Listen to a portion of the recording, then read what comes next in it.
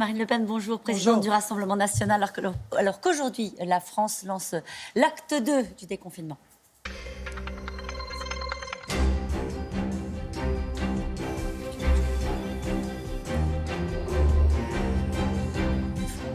Bonjour Marine Le Pen. Bonjour.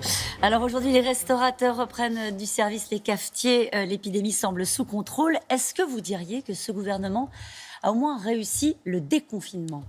Mais ce gouvernement, il n'est pas responsable du fait que l'épidémie reflue. Elle reflue grâce à 2 mois de déconfinement qui ont été un sacrifice considérable.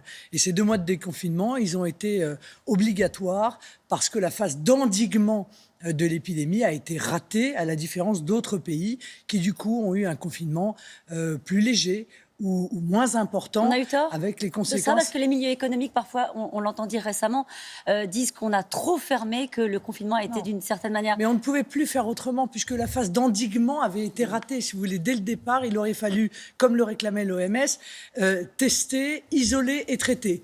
On n'a pas testé.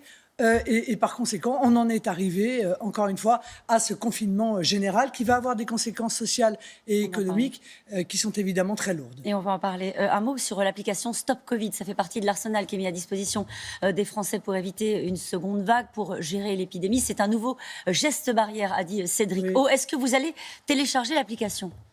Non, moi je ne vais pas la télécharger à titre personnel, mais moi je suis un peu un cas particulier puisque je suis une responsable politique d'opposition. Vous pouvez aussi avoir le Covid-19. Et moi je considère que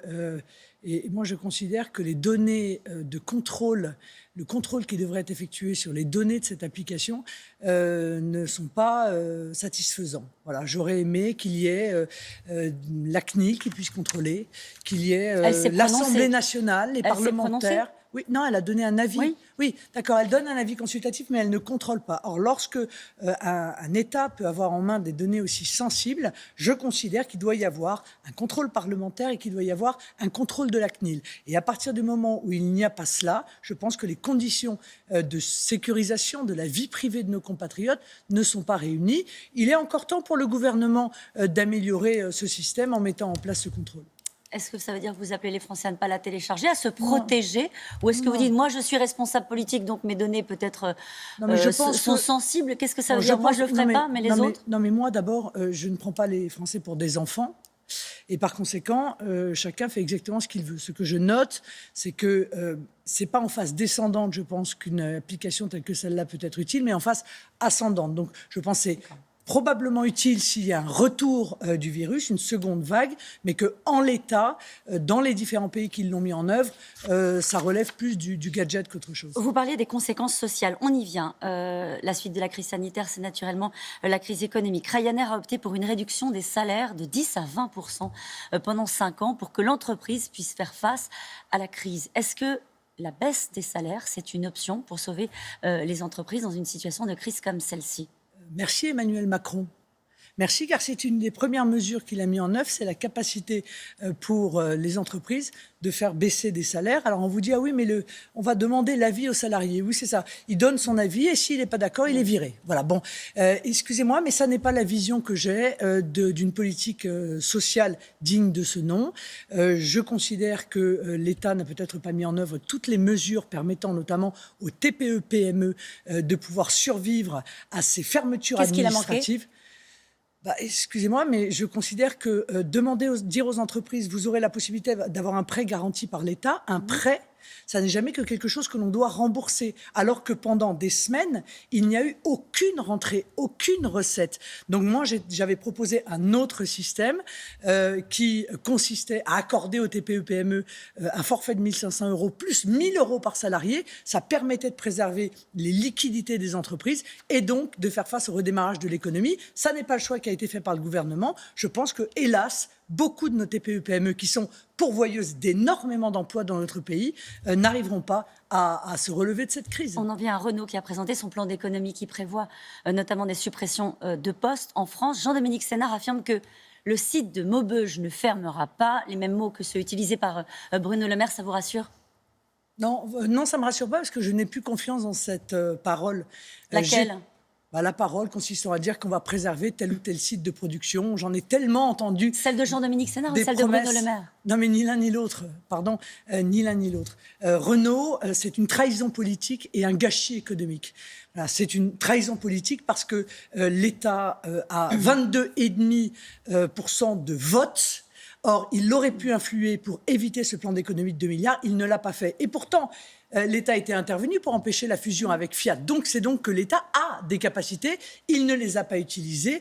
Et évidemment, il porte une lourde responsabilité il estime, Marine Le Pen, dans les pertes d'emplois qui vont frapper les salariés de Renault. C'est important. Il estime, l'État, qu'il doit laisser cette entreprise, qui reste une entreprise, se restructurer pour faire face à la compétitivité, restructurer son activité. C'était une activité qui était en crise avec le Covid. Mais Caroline, donc rien n'a changé.